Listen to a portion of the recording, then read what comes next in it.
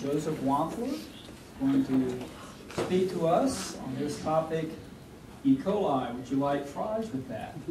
Solution to microbial pathogens in the U.S. food system. So I'm glad we've all eaten. Our food has digested. And we'll learn a lot in just a few minutes. But let me pray for Joseph. Father, again, we come to you and thank you for each one of these seniors and the work that they have put forth. I thank you very specifically for Joseph, for how you have equipped him to diligently prepare this paper, the research, and the elbow grease that has gone into it. And Father, I pray for his presentation, that you will ease his nerves and that you will give him confidence because he knows that you have equipped him and you stand behind him, in front of him, and that he will have wonderful insights to pass on to us with the knowledge that he has gained. So, Father, we do thank you for how you have prepared him for a time such as this. And so we turn this over to you as Joseph comes before us. In Jesus' name we pray. Amen. The cramps and aches that Stephanie Smith, a 22-year-old children's dance instructor, received that first horrendous day were tolerable. But then her diarrhea turned bloody, her kidneys shut down, seizures knocked her unconscious, and the convulsions grew so relentless that the doctors had to put her into a coma for 9 weeks. Once Miss Smith awoke from the coma, she was paralyzed from the waist down, thus ending her career. The major questions Miss Smith asked after the incident were, why me, and why from a hamburger? Indeed, Minnesota officials had traced her illness to a hamburger tainted with E. coli that her mother grilled on the Sunday in 2007 that changed her life forever. The average hamburger often contains meat from more than one slaughterhouse that has been mixed together to produce a certain grade of product. These are factors leading to the vulnerability of meat contamination from Escherichia coli, or E. coli, or Salmonella.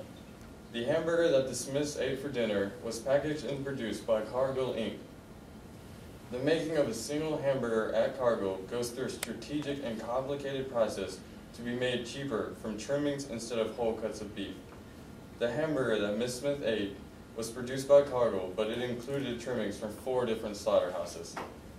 The meat from the Greater Omaha Packing Slaughterhouse contained 50% fat and 50% meat, and was washed with hot water and lactic acids to prevent bacterial contamination. To produce hamburgers with a fat content of 26.6%, Cargill had to add leaner meats from 3 other slaughterhouses. The Lone Star processors in Texas sold Cargill leaner cuts of meat for their hamburgers, but also sent a warning letter telling Cargill that the meat might not be completely safe and that precautionary actions should be taken to resist bacterial contamination. Another slaughterhouse that sold its meat to Cargill was located in Uruguay and had a record of sanitation problems discovered by the United States Department of Agriculture, or USDA. The final slaughterhouse that sold Cargill its meat, Beef Products Inc., took extreme measures to make sure no bacterial contamination was present by warming the trimmings, removing the fat in a centrifuge, and washing the remaining meats with ammonium to kill all remaining bacteria. After Cargill received the perfect ratio of fat to meat from these 4 sources, they added spices and breadcrumbs to finish the production of the hamburgers before they were formed into patties and packaged 18 to a carton and frozen for safety. Since Cargill received their meat from multiple sources, the slaughterhouse that had the contaminated meat could not be specifically determined. The USDA regulates meat safety in the U.S. food system. This agency is charged with preventing bacteria like E. coli and Salmonella from contaminating U.S. meat. Unfortunately, because of outdated inspection methods, shared but fragmented inspection responsibilities with at least 5 other federal regulatory agencies, and corporate greed, outbreaks of these bacterial pathogens are occurring with unprecedented frequency. However, legislative action that would require the institution of self-monitoring pathogen reduction plans from farm to marketplace, as well as the creation of just one federal agency to regulate food safety, would decrease the rate of outbreaks and ensure that public health, not corporate profit, is the primary focus of the food industry. The original purpose of the USDA, created in 1862, was to have enough food at all times to feed the American population. Until 1905, the agency was hardly involved in food safety issues. However, Upton Sinclair's book, The Jungle, written in 1905, stunned the nation with its gruesomely detailed accounts of practices at Chicago slaughterhouses. After The Jungle was written, Congress passed the Meat Inspection Act, which allowed the USDA to regulate the slaughterhouses and processing plants. The Meat Inspection Act, passed by the government in 1906, authorized the USDA to inspect animal or carcasses that were either filthy, decomposed, or putrid. Inspectors skilled in veterinary science used the poke and sniff method, which could not identify grossly sick animals. They could not possibly see invisible bacteria or infections that contaminated the animal's meat. The new law in 1906 had some limitations that caused some problems in the food system. These limitations consisted of the fact that the USDA did not have any inspection rights over the farms and meat transport before the slaughterhouse. Also, the limitations were that the USDA had no authority to recall contaminated products and placed the burden of safe meat on the inspectors instead of the producers that processed the meat. In the period from 1974 to 1999, the issue of meat and poultry contaminated with E. coli or salmonella began to receive special attention. The demands of the fast food industry to mass-produce meat meant that the old poke and sniff method of determining if animals appeared healthy was insufficient and caused many mistakes during processing. The U.S. government attempted to direct changes to the food system so that the meat and poultry would be safe from bacterial contamination. However, these changes did not come without constant challenges from the meat industry. This challenge is largely based on the industry's contention that bacteria like E. coli and salmonella are always present in meat, and that the responsibility for killing bacteria lies with the consumer. Salmonella, a deadly disease, can infect meat. It is caused by a bacterium found in reptiles, birds, and mammals. Humans are infected by eating contaminated meat and contracting salmonellosis. After entering the bloodstream, the symptoms of this disease are diarrhea, abdominal cramps, and fever. This disease can be life-threatening in the elderly or those with weak immune systems. Forms of E. coli are found in the intestines of animals and humans. Pathogenic E. coli can cause bloody diarrhea, acute abdominal pain, vomiting, and fever after the bacteria infects the digestive tract. E. coli can cause many life-threatening injuries that can make a person seriously ill and/or result in death.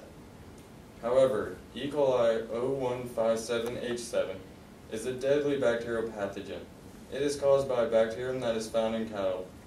A human can contract this bacterium after the consumption of food or water that has a microscopic amount of cattle feces in it.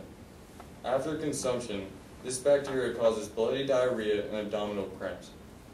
Also, a severe complication called hemolytic uremic syndrome can occur weeks after the initial symptoms, with temporary anemia, profuse bleeding, and kidney failure. E. coli 0157H7 resists heat.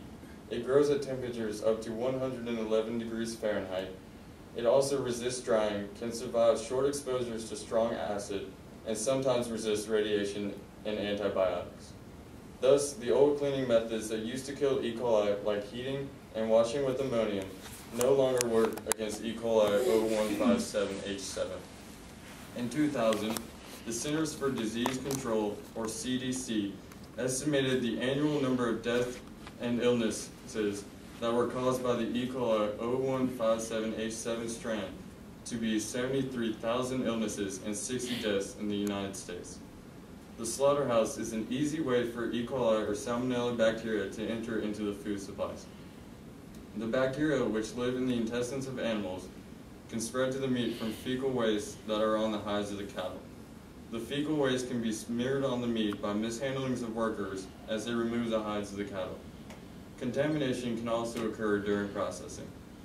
Between 1985 and 1983, the U.S. Government Accounting Office, or GAO, urged the USDA to institute a radically different method for keeping microbial pathogens out of the meat supply through Hazard Analysis Critical Control Point Plans, or HACCP, to be conducted by the slaughterhouse and producers.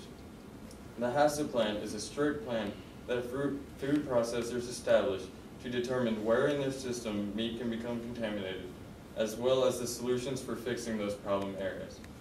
This change in USDA oversight would require inspection of the processor's records instead of animal carcasses. During the trial test of the HACCP plan by the USDA, a disastrous outbreak of E. coli 0157H7 at Jack in the Box restaurants, in which 2 children in Washington state died from contaminated meat, finally compelled food regulatory agencies to acknowledge the dangers of bacterial pathogens. Investigators found that the bacteria could have been killed if Jack in the Box had cooked the hamburger at 155 degrees as required by state standards, rather than at the federal standard of 140 degrees. This miscalculation of temperature brought many people to demand that the issue of microbial pathogens be addressed at all levels of food production. After the Jack in the Box incident, several changes were made at all levels of the food supply. For example, safe handling labels were instituted for the correct way that consumers should cook their meat. However, the USDA still could not require HACCP plans or institute performance standards for slaughterhouses or processing plants. By 1995, the USDA's Food Safety and Inspection Service, or FSIS, administrator prepared to propose that HACCP plans be required in all meat and poultry facilities. FSIS and the courts also maintained that because E. coli 0157H7 was deadly in such small quantities, plants should be required to periodically test samples of raw ground beef for contamination of only this pathogen and only in ground beef. Final HACCP rules became effective in the late 1990s, and by 2000, companies were required to have HACCP plans in place. The HACCP plan, followed by slaughterhouses and producers today, identified potential problem areas in their processing and steps that are used to correct those problem areas. These problem areas include, but are not limited to, potential contamination from pathogens. Examples of problems that are addressed are refrigerator and oven temperatures if they are not working properly. An example of regulatory failure in the meat industry is the E. coli outbreak at Hudson Foods in 1997. Hudson Foods is an owner of many smaller facilities around the country. One of their facilities in Nebraska was found to be unsanitary by the USDA in 1997 for having E. coli 0157H7 contamination in their meats. 16 people were infected by the tainted meat after they ate hamburgers from the Hudson plant. The plant officials had not told the USDA inspectors that were on site that the meat that had been left over from previous days were regularly being sent back through the processing machines and reworked a second time. Consequently, Hudson did not know from which specific slaughterhouse the meat had come. The USDA threatened to withdraw its inspectors from the plant, and then in turn, Hudson would have to shut down. Hudson consequently ordered a voluntary recall when faced with this loss of business. The incident at Hudson Foods revealed a gap in USDA's enforcement authority. Plants have traditionally voluntarily recalled contaminated products when threatened with the loss of USDA's inspectors on site. Nevertheless, in the case of Hudson Foods, the agency was spending too much time negotiating back and forth and wrangling with the court system instead of taking action and recalling all the contaminated meat out of the food system. In fact, according to Mary Nessel, the average time to enforce sanitation regulations in plants like Hudson Foods is 566 days. Further food safety problems arise because the regular power given to the USDA, the Food and Drug Administration, or FDA, and state agencies have overlapping authority. The USDA regulates the meat that is processed in the facility daily, but FDA requirements may overlap the USDA, depending on the type of food being produced.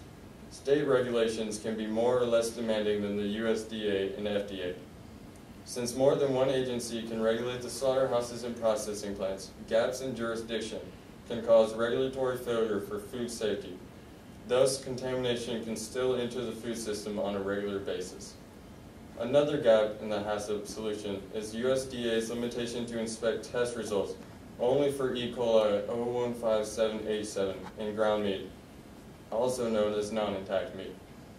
After the Jack in the Box incident, the USDA tried to change the definition of non-intact meat for testing purposes to mean pounded, tenderized, or injected meat. Previously, the definition of non-intact meat was limited to ground beef. By extending the definition of non-intact meat to include other processes that could also cause pathogens to be worked into the plant, plants would have to test more products for pathogens and submit to USDA regulation.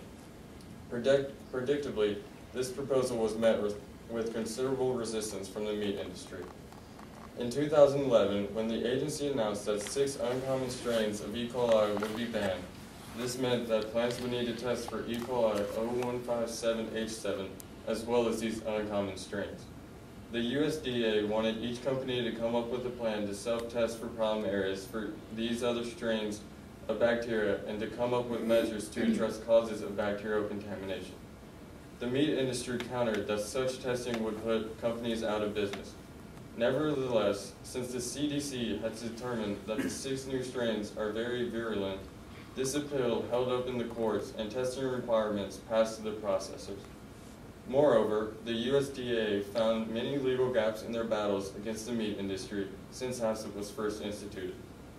For example, the USDA was sued in 2001 by Supreme Beef Processing Plants about the regulations that were being enforced in their facilities. A Supreme Beef facility had failed the USDA's salmonella test 3 times in 8 months, which caused the USDA to withdraw inspectors and shut down the plant. The Supreme Court rejected the USDA's decision to shut down the Supreme Beef facility, contending that the USDA's authority only applied to E. coli, not salmonella test results. This ruling effectively allows a processing plant to fail its testing many times in one regulatory period with impunity. Many solutions have been formulated to address these gaps in the food system that allows bacterial contamination in meat. The best solution, however, is a comprehensive one that addresses all possible sources of contamination from farm to table. These include consumer education, irradiation of meat, flexible HACCP plans for farms, slaughterhouses, processing plants, supermarkets, and restaurants, and the reorganization of the USDA and FDA into one regulatory power. Studies show that the vast majority of foodborne illness originates from mishandlings of food in the home. The fight to reduce foodborne illness, according to Nestle, can be managed by consumer education about proper handling and cooking of meat. The consumer can follow an easy 4-point system suggesting that they clean, separate, cook, and chill meat. However, this code can be easily broken by cross-contamination. In addition, consumers often fail to heed warning labels about proper cooking temperatures and conditions. Thus, educating the consumer is a good but insufficient solution. A second way of preventing bacterial contamination is to irradiate meat to kill the E. coli and salmonella. The processors would use gamma rays, X-rays, or electron beams to bombard food to destroy any bacterial contamination. The process of irradiation destroys bacteria, but the packages in which the irradiated food is stored can be broken or damaged, which recontaminates the meat. Irradiation is an expensive process because of equipment and labeling costs, and the consumer would have to pay for these higher costs. Nevertheless, irradiation would help prevent pathogenic contamination from reaching consumers, although it does not address the gaps in USDA authority that keeps the agency from enforcing regulatory standards. However, an effective way to close regulatory gaps in meat safety involves 2 steps. First, HACCP plans should be initiated in the farms, grocery stores, and restaurants. The farms that maintain beef and poultry should have a HACCP plan that states how the animals should be treated and how the environment should be cleaned. Moreover, the grocery store's HACCP plan should state the correct way to transport the meat in refrigerated trucks, the right way of packing, and the way to store the meat on their shelves before they are bought by the consumer.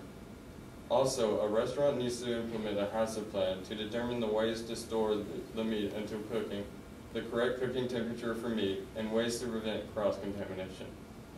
Another way to prevent further outbreaks of bacterial contamination is federal reorganization, which means creating one completely new agency, so there would be no overlooking of responsibility and no gaps in the regulatory authority. In fact, the General Accountability Office, or GAO, has been urging the creation of a single agency to cut down on the amount of regulatory overlap for years.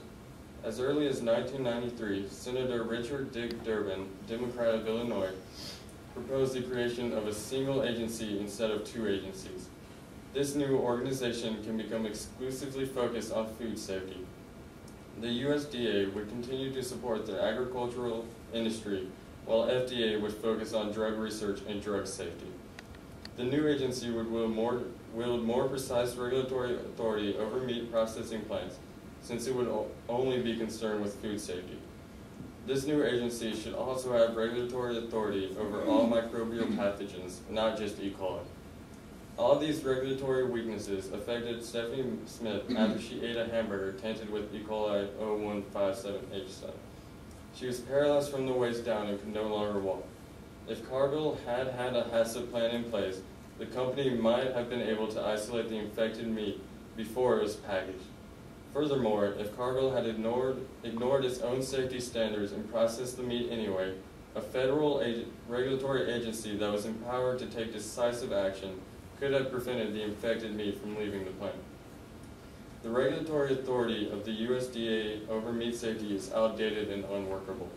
The dangers of microbial pathogens are now better understood, and testing for these pathogens identifies sources of contamination. Because processed meat is frequently shipped from centralized processing plants to locations across the country, the risk of widespread contamination is very real. Furthermore, the conflict of interest within the USDA, which is simultaneously responsible for supporting and regulating the meat industry, often renders its authority ineffective. U.S. consumers believe that a USDA inspection label really means that meat is safe for consumption. This four-part solution of consumer education, irradiation, flexible HACCP plans from farm to table, as well as a single federal agency to oversee food safety, would reverse the priority of this industry from corporate profit to public health.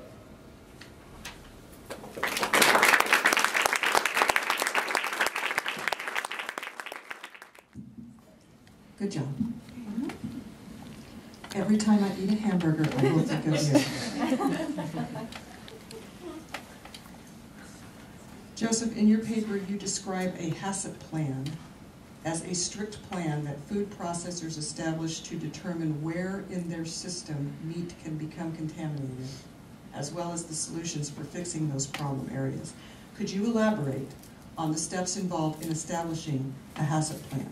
Yes. Actually, in my longer paper, I put an example of 7 points that define a HACCP plan.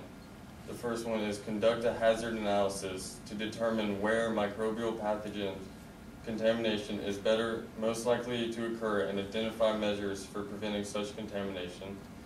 Identify critical control points by locating the steps in processing where microbial contamination can best be prevented. Establish critical limits or standards for each critical control point, such as monitoring the temperature and setting a standard and not go any higher or lower. And establish requirements for monitoring of standards at each critical control point.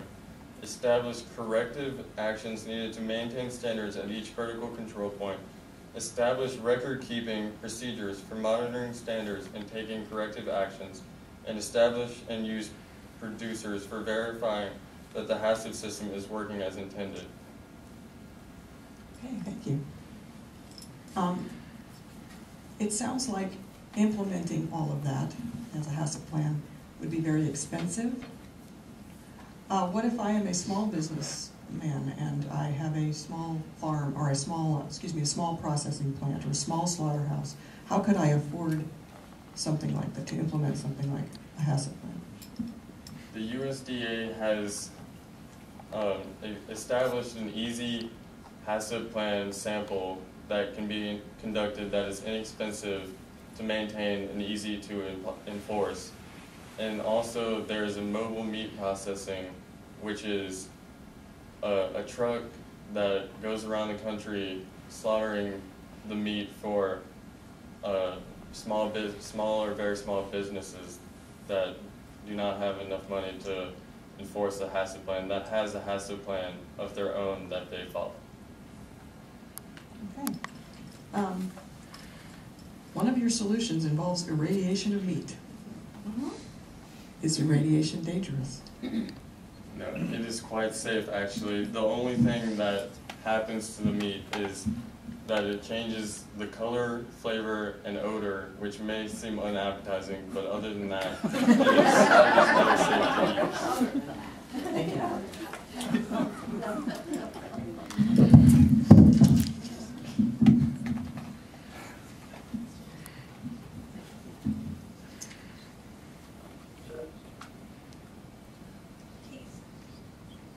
If you would, start by explaining to me, how do the FDA and USDA, how do they overlap in responsibilities, and why is this detrimental to the food safety? One may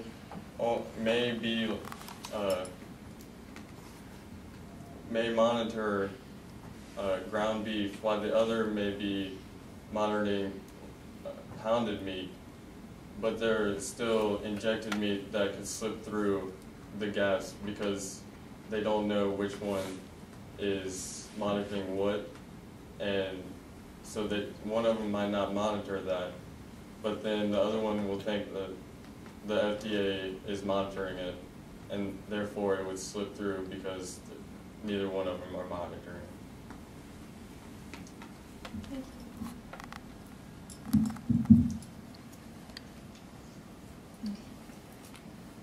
Okay, how can you tell if meat has been cooked at a high enough temperature?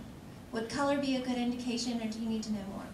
Not necessarily. If it's steak, you can cook it to a high enough temperature to kill everything on the outside. But if it's hamburger, you have to cook it thoroughly because all the E. coli could be worked throughout it, and you want to get it all killed. So you would have to cook it for a set temperature and a set time, depending on what you have.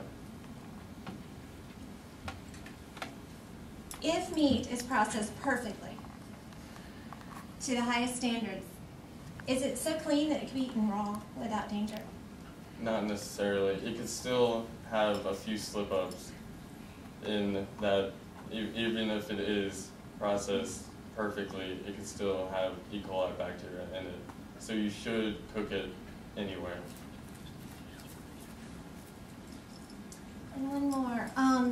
If I have the choice, is it better at this time to go ahead and buy a roast and ask the butcher to grind it for me so that at least I know what piece of meat it came from?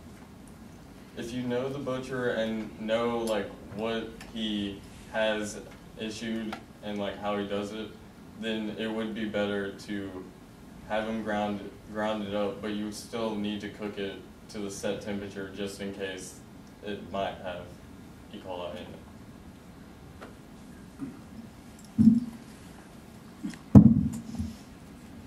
First question is yes or no. Do you ever cook hamburger? Yes. Has this affected how you cook? Not really. I kind of just cook it and wait till it's to a certain temperature, you know, and just wait till it looks done, I guess. Next question. So you mentioned E. coli and then bacteria that cause salmonella. Those are the ones I've heard of. Are there any other types of bacteria that you came across in your research that I didn't were come troublesome? across very many, but Listeria is one of them that I didn't go into very much detail because E. coli and salmonella were my main focus. But I did come across Listeria in the reading of contamination. I wondered if you knew, so this particular strain of E. coli has developed all these things recently. Do you know when that started happening? No, I actually don't. Okay. What about it makes it deadly? So you have the symptoms of diarrhea, cramps. What does the bacteria do? The bacteria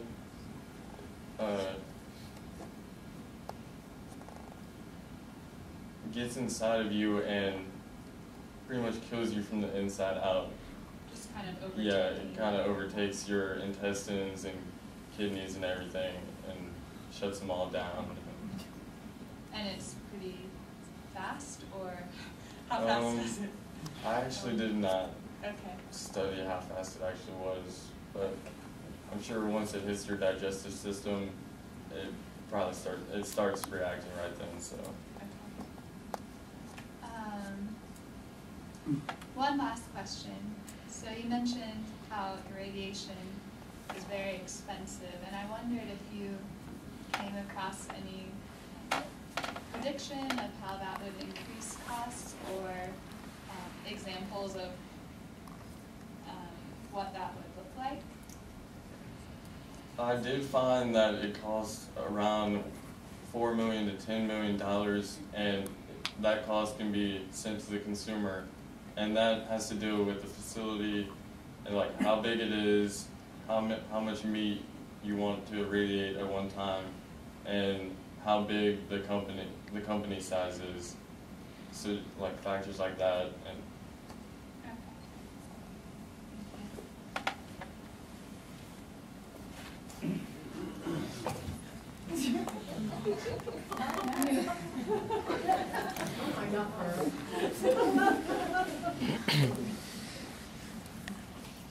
Great job, Joseph. I have two questions. One is freezing effective? You said that a temperature of 111 degrees, that some of the E. coli strains have been proven to stay alive. Is there any low temperature that we could take this stuff down to rather than irradiate, which changes everything about it and is expensive? Could we take it to a low temperature? It wouldn't be fresh, but is there freezing that would help? I really didn't find a specific temperature. All I found out was that you should chill it to make sure that it stays safe from contamination. But other than that, I cannot point a specific temperature that you should take it down to. Okay. And then also, in the example you gave with Miss Smith, is that a fictitious name? Oh, thank you so much for using that name. I won't take that personally. I believe in that example, you said that there were 4 different processing plants that meat came from, and one, I believe, was from out of the country? Yeah, in Uruguay. Yeah, okay. Like, what are the, are they still under the same restrictions and guidelines in terms of the USDA and the FDA? How is the meat graded or inspected as it comes into the country? I really didn't, I focused mostly on domestic, so I really didn't focus more on like importing of the meat. So I don't really know actually. Joseph, I'm curious with the push towards local food and including local meat, if you think that will bring more safety to the consumer, or if that is a door opening for more danger. If you know your slaughterhouse manager and know what kind of hazard plan they institute, it should be okay, but you should still heat it to a correct temperature just in case, to make sure that everything is killed anyway. Joseph, if you remember, I asked you if you could do your presentation without using the words putrid and diarrhea, and you did not. So thank you very much. I'm now a full-fledged vegetarian, but I'm really, really curious to know, because I, in my previous life, before this evening, used to love to have a hamburger. Is there, but when you're talking about the meat, and even to make it safe, they're dousing with ammonia, or, I mean, is there any way to know that I'm going to be able to have a real meat hamburger? I mean, I'm really upset. I guess if you put it that way, no. But you should be able to be sure that they have their HACCP plan in order and cook it to a correct temperature so that it is safe to eat. Joseph, I'm going to ask this question partly for Mr. Mann. Can you go to a farm and the farmer slaughters a cow and gives you, and sells you the meat. Does it have to pass any kind of standards or inspections? I'm actually not sure. I should have actually looked at that, but I didn't, so I'm not sure. But there is a slaughterhouse in Burnt Chimney. If you want me to go there and ask for you, I could do that. Hi, John Joseph. Regarding the question Mrs. Knight asked, what about the organic label? Did you look into that at all? If it's packaged with an organic label, does it have to meet the same type of standards? I actually did not look into the organic labels at all, so.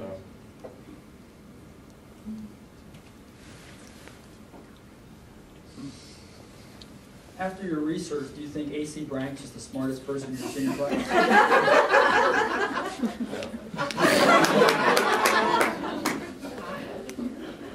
Do you have other questions?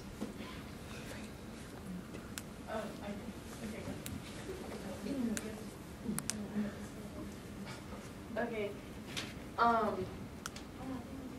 Okay. So, what about meat other than beef, and what about, like, I don't know, deer steaks or alligator steaks or something like that? Are they under the same requirements? I'm not sure, but if they're steaks, if they are, you should just cook them at the correct temperature so everything on the outside is killed. Instead of like hamburgers, you have to cook a lot longer because all the bacteria could be worked throughout the hamburger.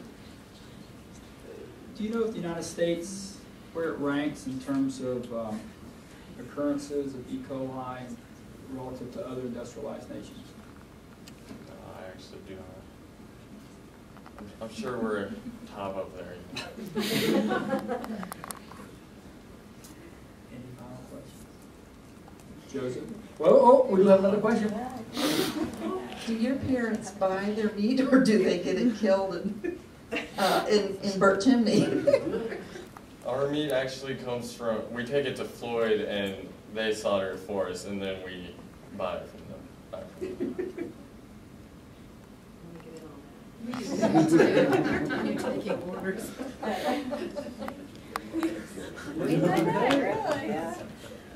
Joseph, you are through.